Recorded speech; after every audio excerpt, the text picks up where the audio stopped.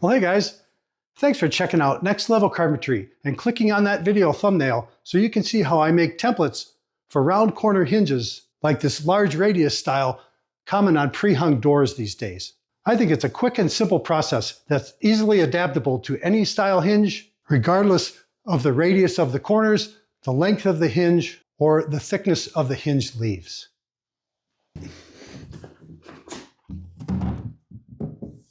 I just finished building these 5 flat panel doors out of soft maple for a project I'm doing. It's an old house with a lot of history, a lot of different remodeling projects over the years. And the upshot of it is that one of these 5 doors, this little guy here, I made that to replace an old flat panel door. It's a hollow core door. It's pretty old.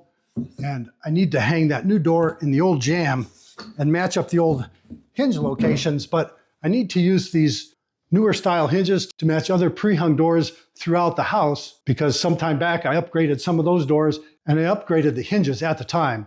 So to get this done, I needed to route a couple hinge mortises in the new door in the exact same locations as the hinge mortises in the old door, but they need to have the large radius corners to match the newer hinges that are getting used throughout the house. And even though I've just got 2 hinges to mortise on this door for this phase of the project, it's still worth making a routing template for those hinges, and I'll show you how, and I think you'll see why, that the time spent making a template is quickly offset by the quality of results I get and the time invested in making that template. And here's a close-up view of the hinge as it's installed in the door using a template like I'm going to show you how to make. And you can see here, these are 3.5-inch hinges with the large radius corners that are common for pre-hung doors. And there's nothing really remarkable about these hinges at all. They've got decent lubrication on the pins, and the 3.5-inch size matches what was on that old door. But that's pretty much irrelevant for the purposes of this video, because the process I'm going to show you goes through the steps to match the size, the width, and the corner radius of any hinge. So these aren't special, but they're a fine example for the process. And the first thing I need to do is find out the radius of the corner of the hinges that I'm mortising for. And you can go about this any way you want, but because I'm going to use a Forstner bit for making the template, I just take a Forstner bit and kind of compare it up. That one's a little too small at 1 inch. And by trial and error, I determined that 1 1/4 inch is the perfect diameter, or 5/8 inch is the perfect radius. And I suspect that's fairly common because I believe they use 1 1/4 inch router bit in a pre-hung door hanging machine. My favorite material for making hinge templates is 1/2-inch thick HDF. MDF works fine. You can use plywood, you can use particle board, but the smoother, denser consistency of MDF or HDF just makes for a nicer template overall. And I'm just using a scrap here, and this scrap is more than enough to make this hinge routing template. The first step is to chuck your corner radius Forstner bit into a drill press and drill a couple holes. Make sure the piece you're using has square corners and that the edges are straight, clean, and crisp. Simply drill a couple of holes a couple inches apart and a couple inches in from the edge of the piece. FYI, the piece I'm using here is about 12 inches wide, which is plenty for this template. And the most important thing about these 2 holes is that they're exactly the same distance from the edge of the piece. Next, I take the piece over to the table saw and line up the inside edge of the blade with the outer tangent point of the 2 holes I just drilled. And the goal here is to make a cut that's exactly tangent with the outer edge of these 2 holes. It can be a little tricky to line everything up, so I err on the strong side, make an initial cut, then readjust the fence and make another cut that ends up exactly tangent with those 2 holes. Third time's a charm. Oh yeah. The next step is to cut the piece approximately in half at the miter saw. Then it's back to the table saw, where I set the fence to the radius of the hole, which in this case is 5/8 of an inch, and cut the edge off of each half of the piece. Just like that. Next, cut a couple of strips off the blank, one at about 1.5 inches wide and one at about 2.5 inches wide. Then cut the 2.5-inch wide strip approximately in half at the miter saw, making sure that the cut is exactly square to the edge. It should go without saying, but I'm saying it anyways, that all the dimensions that I've used up to this point are specific to this hinge, and all of those can be adapted and adjusted depending on the hinge you're working with and the type of material you're using. But the takeaway is the concept and the process. And for the next step for making this template, I need to remove the pin from the hinge and I'm going to use this custom hinge pin driving block, which is the topic of a whole nother video in itself, to remove that stubborn pin so that the hinge is ready for template assembly. But I want to introduce the next key element in this whole concept and process, and that is Starbond CA glue for those who are born to make. And Starbond is my favorite CA glue because of its quality and value. And I'm going to use this caddy here. If that's something that interests you after watching this video, there's a link in the corner of the video up there to show you how to make a caddy like this, where I store Starbond's aerosol accelerator and my favorite flexible medium thick CA glue that I'm going to use for putting this round corner hinge mortising template together.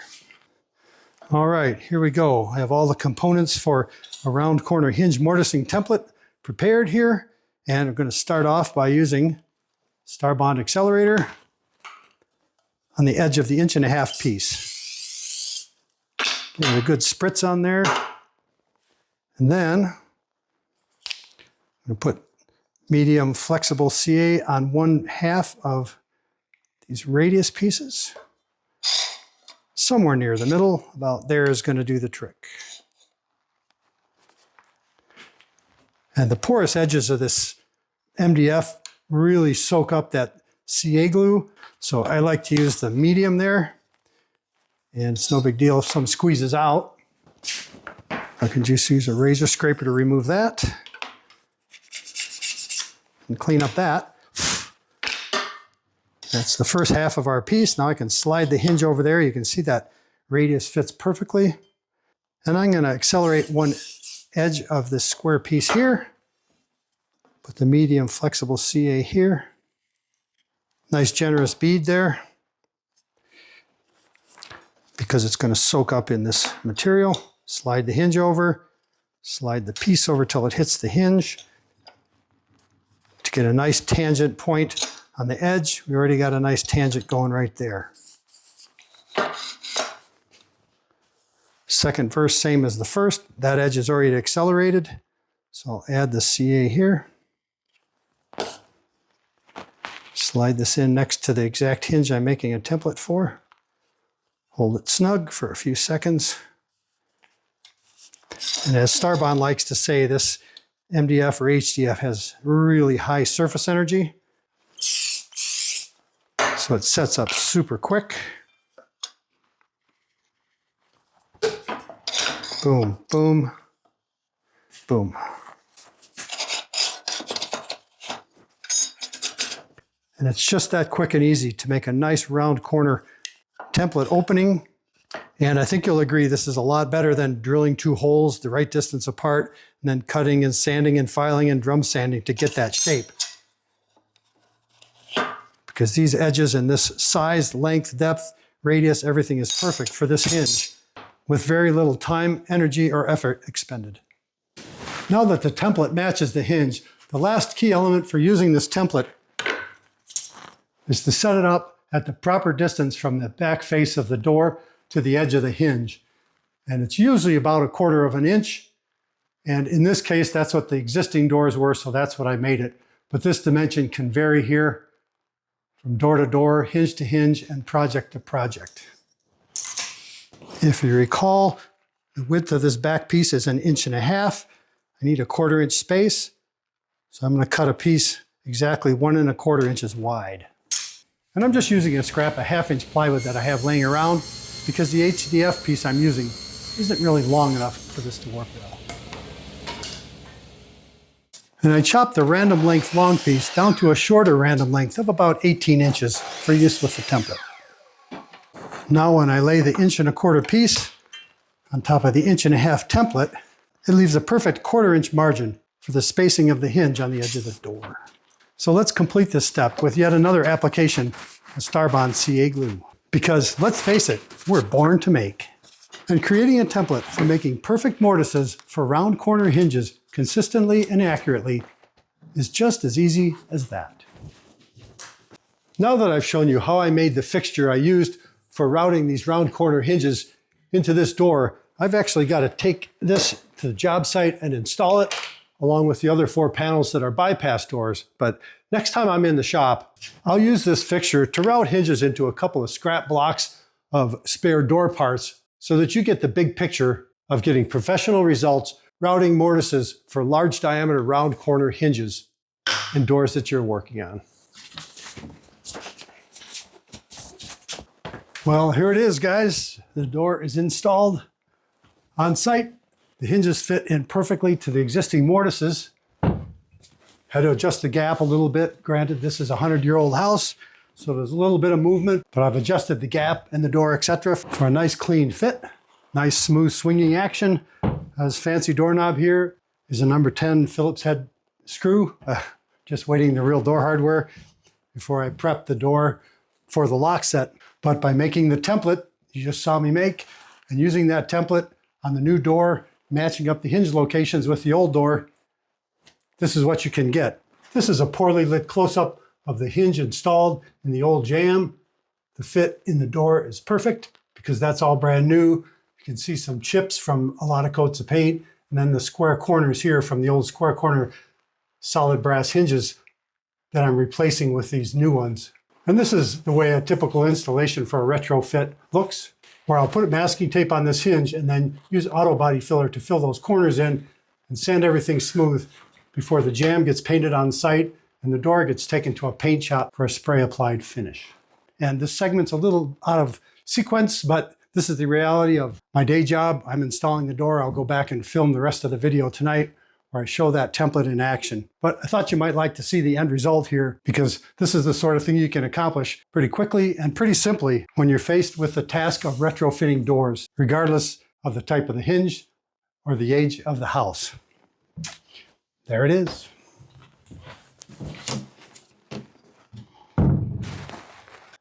As I segue from the job site back to the shop here, I'll tell you some things that you already know. The first thing is you can find links in the video description to tools and supplies that you see in use in this and other Next Level Carpentry videos here on the channel in case you take on a project like this and you can't find those things that you need locally. Second thing is there's a link to Spring where you can get t-shirts, not like this one, but signs like this little guy here that I kind of get a kick out of. And Next Level Carpentry swag and stuff, that's in there. In this video, this isn't being sponsored by Starbond, but I do want to give a special shout out to them because of all the great products that they make and sell. I've been a proud supporter of the brand for quite a few years here on the channel, and you can always get a 15% discount by using the code in the video description, NLC15. And once in a while, if you get lucky, like this upcoming 4th of July weekend, they were running a special 20% off sale. If you use the link from this video and get a better deal on their products, that's awesome. It still links up to this channel. I appreciate it, and so does Starbond. And last but not least, I want to give a shout out to the patrons of Next Level Carpentry on Patreon. And those are the folks that are in what I call the Above and Beyond group, and they support the channel in between productions of videos for YouTube. And as a token of my appreciation for that ongoing support, I try to do a in-depth behind the scenes video from the shop or from the job site a couple, 3 times a month. And then there's extra dialogue with those folks that are in that group. So there's a link to Patreon in the video description as well. And with that out of the way, I'm going to get to the business of mortising for round corner hinges in a couple of scraps that will represent a door and a jamb. So you can see this hinge routing fixture up close, in personal, and in action. For the purposes of the video, I'll use these 2 pieces of scrap wood here. Let's call this the door, and this is the jamb. And the hinge will get routed in the face of the jamb, there, and on the edge of the door here.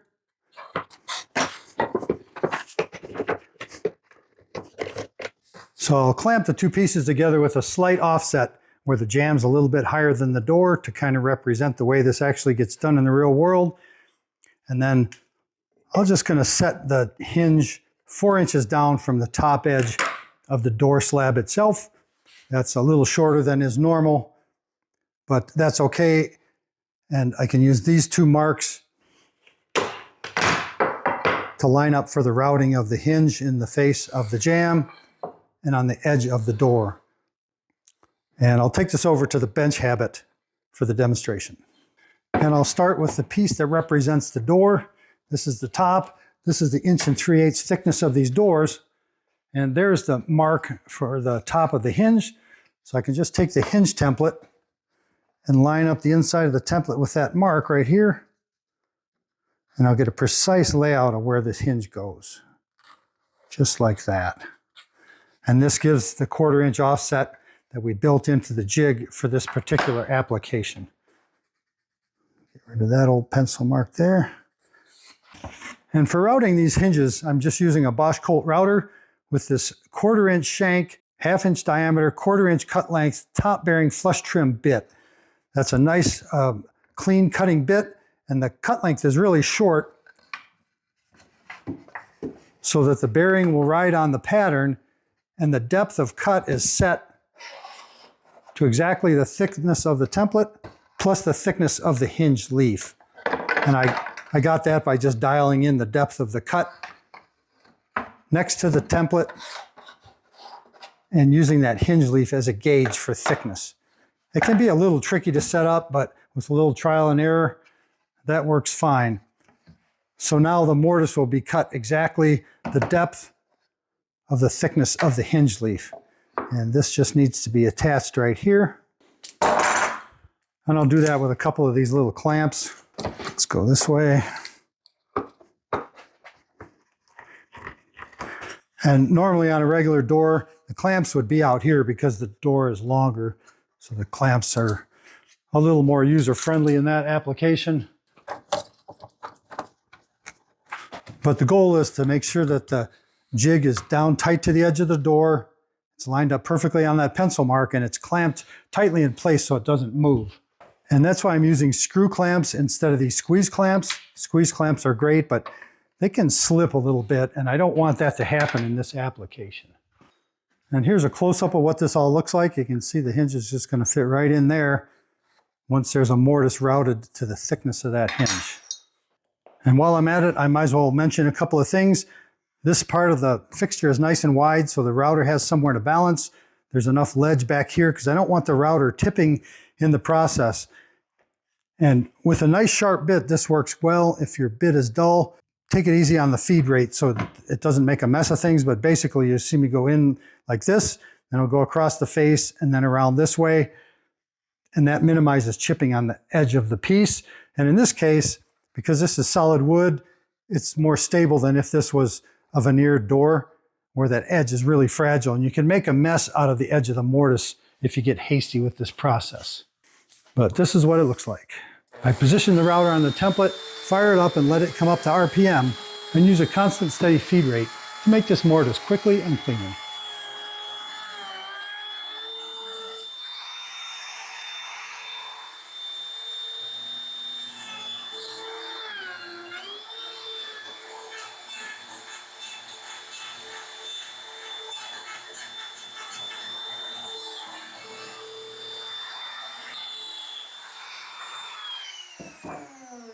And it is just as quick and easy as that.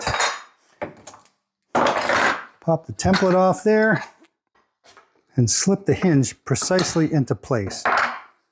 And I like to leave these just ever so slightly proud of the door because I don't want the hinge set down in there. But that is what it looks like. Now that the mortise is complete, I'll screw the hinge in place, and I'll use this Vicks bit to pilot the holes. And this is a 9/64 inch bit. And if anything, I favor the holes to the back of those little screw holes.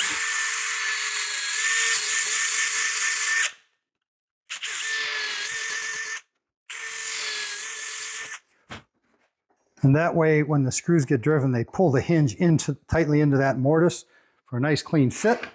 And because this is maple, I'm using a little snap stick lubricant on the screws just to try to keep from snapping them off in this hard wood.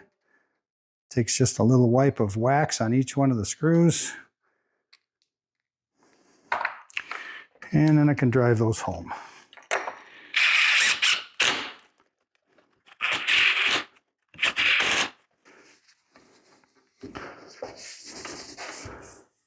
And that right there is a beautiful fit, if I do say so for myself. Because I have to do the face of the jamb and I did the edge of the door, I've got to switch the jig around so that the stop is under this side instead of here. And the important dimension is the distance from the edge of the jamb to the back edge of the hinge. So I pick that up off the door here and transfer the mark to the face of the jamb. That's how far back the hinge has to go, right there. Then I can clamp the fixture tightly in the vise here.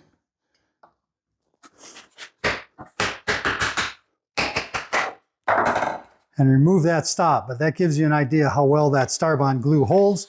And this all works fine for this video.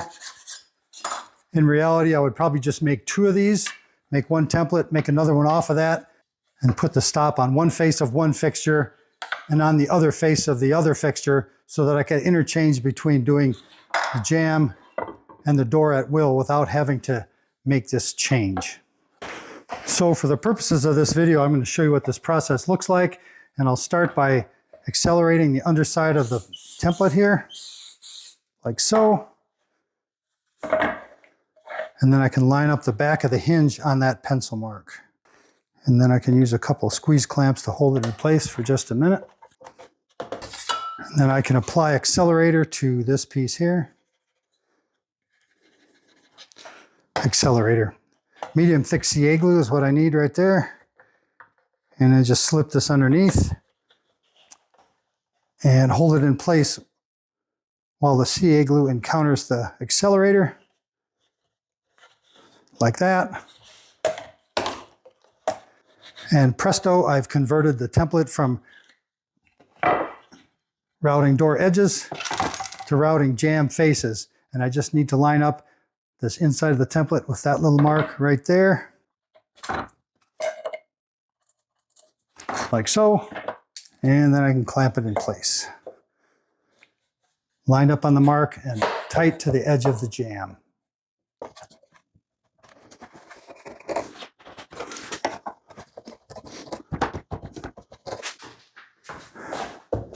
As you can see how the whole process would be streamlined by having 2 of these templates if I was mass producing these doors. But with that set up, I'm ready to route that mortise, and bear in mind, it's going to mortise this straight edge as I go into the hinge there. So there's a little more routing involved. And this is what the process looks like, very similar to doing the edge of the door, even though the workpiece is in a different orientation.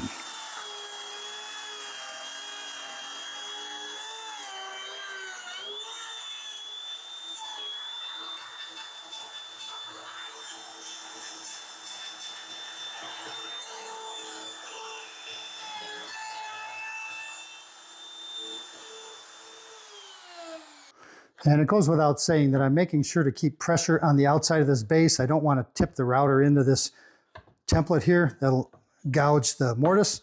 But as long as I keep firm pressure down on the outside there, I can just route a nice flat bottom mortise with no trouble at all. Naturally, once the mortise is complete, I can loosen the clamps and remove the template to reveal that perfect mortise, and then slide the hinge into place.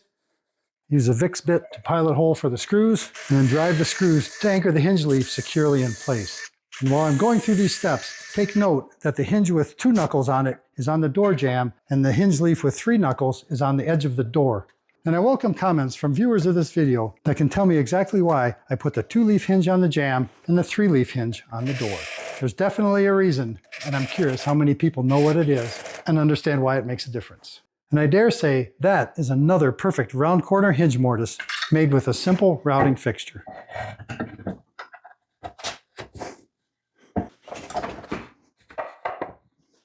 And that is exactly what the finished product is intended to look like. The top of the door is just ever so slightly down from the top of the jamb, or what would be a dado in the jamb, to leave an even margin on the top and on the edge. This gap is built into the hinge, so that when the hinge is mortised properly, it leaves that nice gap around there. The face of the door is flush with the edge of the jamb. Everything hinges smoothly, and when you open it up, it reveals a perfectly mortised round corner hinge in both the jamb and the edge of the door. all accomplished with a simple but very accurate hinge mortising jig. I could easily double the length of this video by going through ways to adapt and adopt a fixture like this or a jig for routing hinges in all manner of applications, including setting up a 3-jig fixture for doing all 3 hinges on a door at the same time, replicating that fixture so that it can be used for doing matching jambs for those. But I'm inclined to think anybody that's going to use a jig like this for an application like that can figure it out from here with the tips and scenarios that I showed in this video. So I'm just going to wrap this up with a small request. I'm pleased to say that Next Level Carpentry recently just hit 350,000 subscribers, which I'm jazzed about. But that's been kind of a long, slow process. So anything that you guys can do to promote, share, and feature this video on other social media, I would really appreciate it because it'll help accelerate the channel and help it move towards the next milestone of subscribers. So anything you do there, I really appreciate it. And I'll wrap up by saying, as always, and until next time, thanks for watching.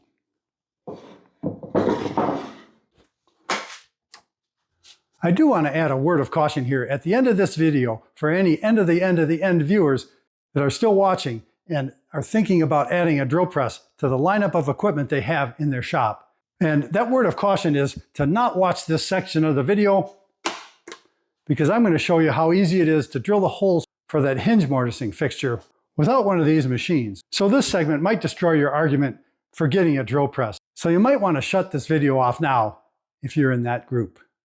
The surprising truth of the matter is that not only do you not need a drill press, you don't need a fancy Lambert keyless chuck or an expensive Forstner bit to do this. I'll use a lowly Makita drill with its keyless chuck and a relatively sharp 1¼ inch spade bit to drill a clean hole through this 1/2 inch HDF, and I'm successful, even though the piece pivots in the process. After going through a similar multi-step process to make a tangent cut next to the hole on the scrap, I take the piece with the single hole over to the miter saw and carefully cut the hole in half. I'll point out that the benefit of drilling only one hole means you don't have to drill 2 holes equidistant from the edge of the piece, but the risk is that the tangent point of the resulting hole might not be quite as smooth as the 2-hole process I used in the video. It's probably obvious by now, but the reason I cut the piece with the holes in it in half before cutting off the tangent curve corner pieces is that I don't want those pieces to get jammed up between the fence and the blade, which would quickly destroy the pieces, but it also removes the safety risk of kickback and flying pieces. I do hope that this segment doesn't prevent you from getting the drill press of your dreams, but I like to keep it real and show that you can get results like this with basic, simple, relatively inexpensive hand tools, and even out on a job site with a contractor grade saw. But I do hope you get to spoil yourself and get that new drill press if that's what you're after. So I'm glad both of you hung around here till the end of the end. And I want to say, as always, and until next time, thanks for watching.